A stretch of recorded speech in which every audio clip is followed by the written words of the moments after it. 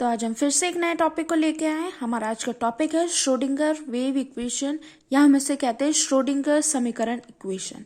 तो good noon to all dear. तो चलिए आज हम समझते हैं कि श्रोडिंगर वेव इक्वेशन होता क्या है। तो श्रोडिंगर ने एक वेव इक्वेशन डिराइव करी थी मूविंग पार्टिकल के लिए, जिसे ही हम श्रोडिंगर फंडामेंटल इक्वेशन कहते हैं। और जो श्रोडिंगर वेव इक्वेशन या श्रोडिंगर समीकरण इक्वेशन होती है ना, वो बेस्ड होती है de Broglie dual nature of matter पे बेस्ड करती है, जो कि हमने फर्स्ट लेक्चर में पढ़ा था, जैसे उसका पूरा डेरिवेशन देखा था। ठीक है, तो जो ये एक वेव इक्वेशन है ना, श्रोडिंगर ने 1926 में डिराइव करी थी। किसके लिए करी थी? मोस्ट इंपॉर्टेंट क्या है? मूविंग पार्टिकल के लिए श्रोडिंगर ने एक वेव इक्वेशन डिराइव करी थी, उसे ही हम श्रोडिंगर वेव इक्वेशन बोलते हैं। तो ये होती है श्रोडिंगर वेव इक्वेशन की D square psi upon D X square plus D square psi upon D Y square plus D square psi upon D Z square plus 8 pi square M upon H square E minus V psi equals to 0। अब यहाँ पर हम terms देखते हैं कि ये terms क्या होती है। एम को अपन यहाँ मास ऑफ इलेक्ट्रॉन, यहाँ पर एच प्लैंक कांस्टेंट है, यहाँ ई है total energy of system, V है potential energy of a system, X Y Z जो भी है यहाँ पर वेरिएबल वो है कार्टेशियन कोऑर्डिनेशन, और जो ये साई है ये क्या कहलाता है? एम्पलीट्यूड कहलाता है। तो चलिए अब देखते हैं श्रोडिंगर वेव इक्वेशन के डेरिवेशन को, समझते हैं कि वो होता क्या है। डेरिवेशन तो देख लो, मैं आपको बता दूं कि चाहे वो हिंदी मीडियम हो चाहे वो इंग्लिश मीडियम हो, डेरिवेशन तो दोनों के लिए सेम ही रहता है। ठीक है, तो चलिए देखते हैं, समझते हैं इसके डेरिवेशन को।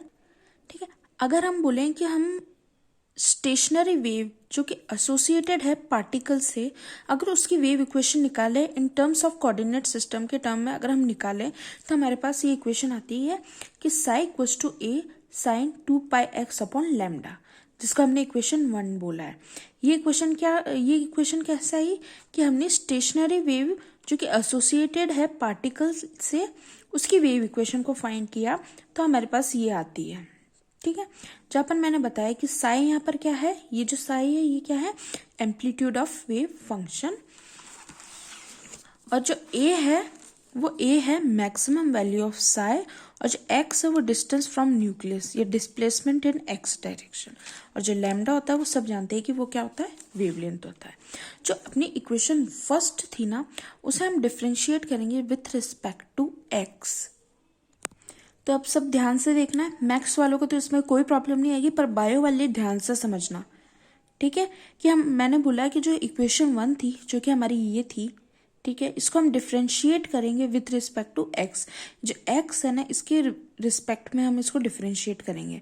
तो अब डिफ्रेंशिएट करेंगे, तो अगर x के रिस्पेक्ट में हम इसको डिफ्रेंशिएट करेंगे तो ध्यान से देखना। सबसे पहले अगर इसको x के रिस्पेक्ट में डिफ्रेंशिएट करेंगे तो हमारे पास क्या आएगा?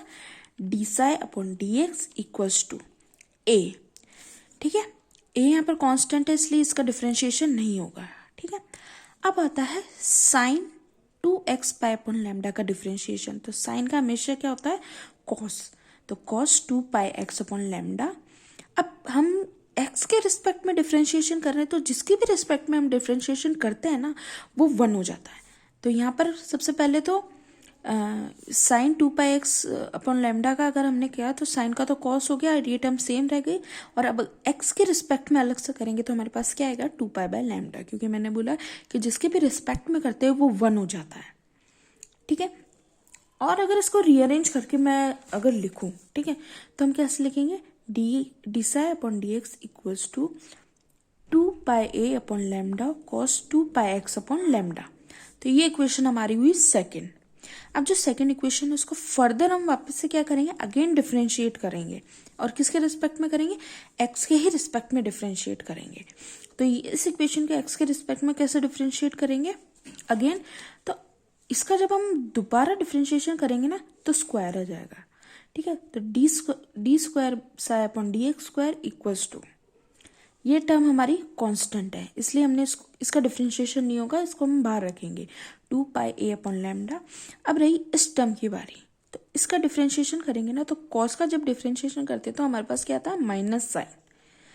Minus sine 2 pi by X upon lambda, और एक्स के रिस्पेक्ट में कर रहे हैं तो ये 1 हो जाएगा, इसलिए 2 पाई बाय लैम्डा। इसको फर्दर हम सॉल्व करेंगे, आपस में मल्टीप्लाई करेंगे, तो हमारे पास क्या बनेगा? डी स्क्वायर, ये वाली जो टर्म थी ना, D square psi upon D X square same रहेगी इक्वल्स टू इंटू करो -4 pi square upon lambda square A sine 2 pi X upon lambda, जो कि इक्वेशन हमारी थर्ड हुई। ठीक है, अब अगर हम इक्वेशन को देखें, इक्वेशन 1 जो कि हमारी क्या थी, ये थी इक्वेशन 1 अपनी, और जो इक्वेशन 3 अपनी ये है। ठीक है, तो जो इक्वेशन 1 और 3 को जब हम इक्वल पुट करेंगे ना, तो हमारे पास क्या आएगी, D square psi upon D X square equals to, ये टर्म ऐसे रह जाएगा, और ये जो टर्म थी ना हमारी इक्वेशन 1 से क्या थी, साई की वैल्यू थी। आप देख सकते हैं psi equals to A sine 2 pi by X, और यहाँ पे भी सेम इक्वेशन है, A sine 2 pi by X को हमने साई के इक्वल रख दिया, तो इससे हमारी ये इक्वेशन आ गई। ठीक है, यहाँ से अगर हम लैम्डा स्क्वायर की वैल्यू निकालेंगे तो हमारे पास क्या वैल्यू आएगी, D square psi upon D X square, ये नीचे की ओर चला जाएगा, तो ये इक्वेशन हमारी 4 हो गई। अब अगर हम बोलते हैं कि according to de Broglie equation, हमें पता है लैम्डा की वैल्यू क्या होती है, एच अपॉन एम बी। ठीक है, अब इसका जो ये जो इक्वेशन है ना, इसको हम स्क्वायर कर देंगे ऑन बोथ दी साइड, तो lambda square equals to H square upon M square V square. After इसको रीअरेंज करेंगे तो एम स्क्वायर वी स्क्वायर की वैल्यू क्या आएगी हमारे पास, H square upon lambda square. तो ये इक्वेशन हमारी क्या होगी, इक्वेशन 5th। उसके बाद मुझे पता है कि हम सबको पता है कि जो काइनेटिक एनर्जी होती है उसे हम कैसे लिखते हैं, काइनेटिक एनर्जी क्या होती है, हाफ एम वी स्क्वायर। ठीक है, put the value of equation 5th in equation 6। जो हमारे पास इक्वेशन 5th थी ना, ये थी हमारी इक्वेशन 5th, जहाँ पर हमने एम स्क्वायर वी स्क्वायर की वैल्यू को क्या लिखा था, H square upon lambda square. तो जो put the value of equation 5th in equation 6, ठीक है, एम स्क्वायर वी स्क्वायर की जगह हमने ये वैल्यू पुट कर दी, तो काइनेटिक एनर्जी की वैल्यू क्या होती है, half into H square M lambda square. ठीक है, put the value of lambda square in above equation. ठीक है, जो कि इक्वेशन हमारी 4th थी ना, उसे आप देखना, वहां से हमने लैम्डा स्क्वायर की वैल्यू निकाली थी, तो वही लैम्डा स्क्वायर की वैल्यू को हम ऊपर वाली इक्वेशन में पुट कर देंगे। तो हमारे पास क्या इक्वेशन आएगी, काइनेटिक एनर्जी की इक्वेशन बनेगी -1/2m H square upon 4 pi square Sai into D square psi upon D square x. इसको आपस में इंटू कर लेंगे, तो हमारे पास रीअरेंज करने पे हमारे पास ये इक्वेशन बनेगी कि काइनेटिक एनर्जी क्या बनेगी, -h स्क्वायर अपॉन 4 2 जा 8 होता है, इसलिए 8 पाई स्क्वायर एम साई और D square psi upon D X square, ऐसा कैसे रहेगा।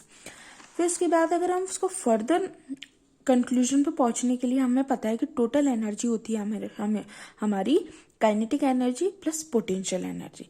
काइनेटिक एनर्जी की वैल्यू अगर मैं फाइंड करूँ तो मेरे पास आता है ई माइनस पोटेंशियल एनर्जी। ठीक है, तो वही काइनेटिक एनर्जी जो मैंने ये निकाली, काइनेटिक एनर्जी की जगह ये पुट कर देंगे, is equals to minus E minus potential energy. ठीक है, अब इसको रीअरेंज करेंगे, कैसे करेंगे, D square psi upon D X square की अगर मैं वैल्यू निकालूँ तो मेरे पास क्या आएगी, -8 pi square M upon H square E minus potential energy और साई। अब जब इसको मैं पॉजिटिव में ले जाऊंगी, क्योंकि मुझे निकालनी है श्रोडिंगर वेव इक्वेशन, और हमने स्टार्टिंग में देखा था कि जो श्रोडिंगर वेव इक्वेशन होती है वो हमेशा इक्वल्स टू 0 के होती है, इसलिए हमें इसे पॉजिटिव में लाके इसको पूरी इक्वेशन को इक्वल्स टू 0 पुट करना है। ठीक है, तो ये हुई हमारी श्रोडिंगर वेव इक्वेशन। पर अगर मुझे 3D कोऑर्डिनेट्स में श्रोडिंगर वेव इक्वेशन फाइंड करनी है तो हम कैसे करेंगे, D square psi upon D X square plus D square psi upon D Y square plus D square psi upon D Z square plus 8 pi square M upon H square E minus V psi equals to 0। तो ये हमारी final हुई Schrodinger wave equation. तो ये हमारा topic यहाँ complete होता है, श्रोडिंगर वेव इक्वेशन।